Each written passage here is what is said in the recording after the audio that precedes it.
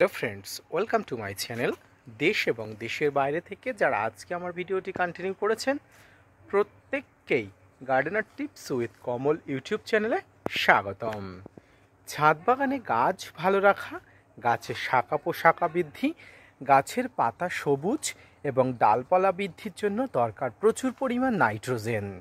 গাছকে পর্যাপ্ত হারে নাইট্রোজেন যদি না দিতে পারি তাহলে গাছের নানা দৈন্যদশা আমাদের সামনে এসে পড়ে।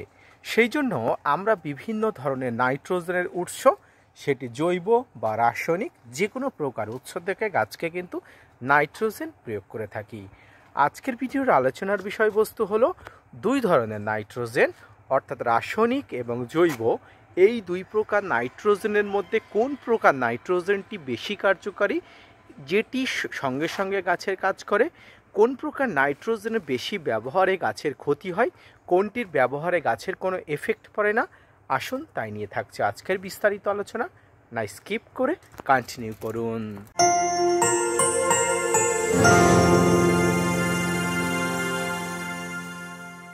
সম্মানিত দর্শক এবং শ্রোতা বন্ধুরা, দেশ এবং দেশের বাইরে থেকে যে যেখান থেকে আজকে আমার ভিডিওটি কন্টিনিউ করেছেন প্রত্যেককে নমস্কার, সালাম, আদাব জানিয়ে আজকের ছোট্ট উপস্থাপনাটি শুরু করছি।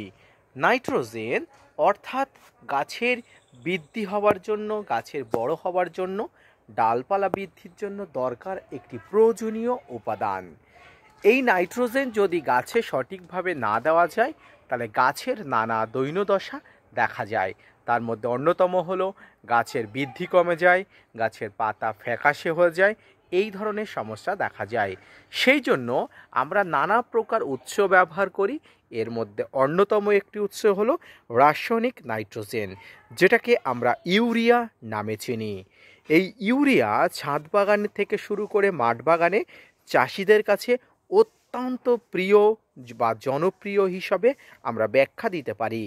এই ইউরিয়া নাইট্রোজেন গাছকে প্রচুর পরিমাণ বৃদ্ধি হতে, দ্রুত গাছকে বৃদ্ধি হতে বা দ্রুত হারে গাছ বেড়ে উঠতে কিন্তু সাহায্য করে। তবে এটি ব্যবহারে যেমন গাছ দ্রুত বেড়ে ওঠে, অন্যদিকে অতিরিক্ত ব্যবহারে বা মাত্রা অতিরিক্ত প্রয়োগে, অসাবধানবশত প্রয়োগে গাছের নানা ক্ষতি হতে পারে। তো কী কী ক্ষতি হতে পারে চলুন প্রথমেই আলোচনা করি।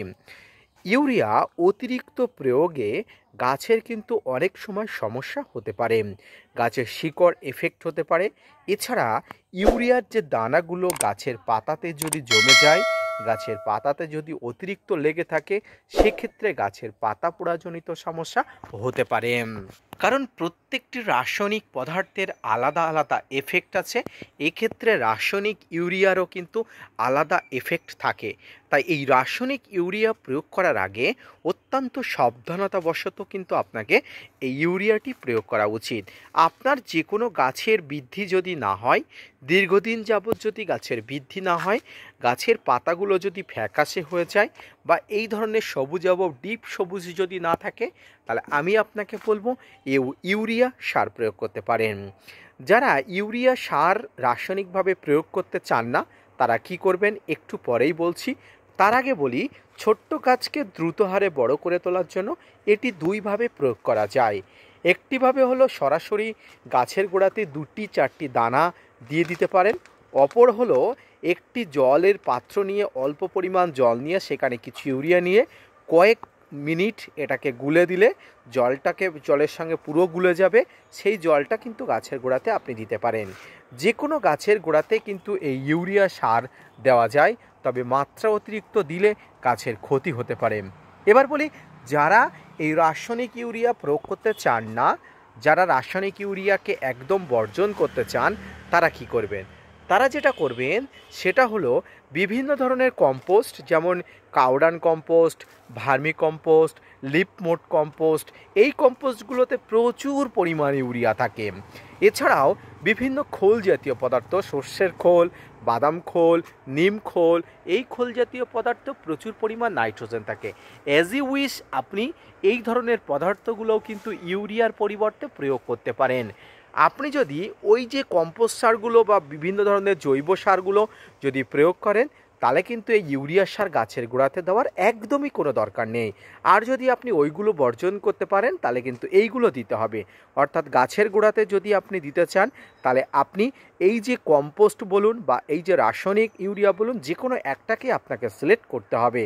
তাই দুটি একসঙ্গে দিয়ে গাছের মৃত্যু, গাছের কিন্তু রোগ ব্যাধি বালাই ডেকে আনবেন না। যে কোনো একটা করবেন, সিদ্ধান্ত করেই করবেন। আর আপনি অতিরিক্ত মাত্রায় প্রয়োগ এই রাসায়নিক ইউরিয়া সার করতে পারবেন না। এই ইউরিয়া সার কিন্তু অতিরিক্ত মাত্রায় প্রয়োগে গাছের ক্ষতি হতে পারে। ভিডিওর শুরুতেই বলেছি, অতিরিক্ত হারে প্রয়োগে আপনারা দেখবেন গাছের পাতা পোড়াজনিত সমস্যা হয়ে পারে। যারা কৃষি জমির সঙ্গে সরাসরি যুক্ত, যারা চাষি পরিবারের সন্তান, তারা জানবেন যে আমরা আমাদের বাবা ঠাকুরদারা যারা মাঠে পাট চাষ করত, দেখবেন পাট চাষে এই ইউরিয়া সার প্রয়োগের পরে বড় একটা কঞ্চি বা বড় একটা দণ্ড দিয়ে গাছগুলোকে কিন্তু নাড়িয়ে দিত। এর কারণ হলো এই ইউরিয়া সার পাট গাছের পাতাতে যদি লেগে থাকে তাহলে সেই পাতাটি কিন্তু ঝলসে যাবে।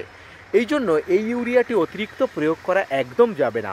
অপরপক্ষে আপনি ভার্মি কম্পোস্ট, লিপমোট কম্পোস্ট, কাউডান কম্পোস্ট, বিভিন্ন খোল জাতীয় পদার্থ অতিরিক্ত মাত্রায় প্রয়োগে কিন্তু গাছের কোনো ধরনের কোনো ক্ষতি হয় না।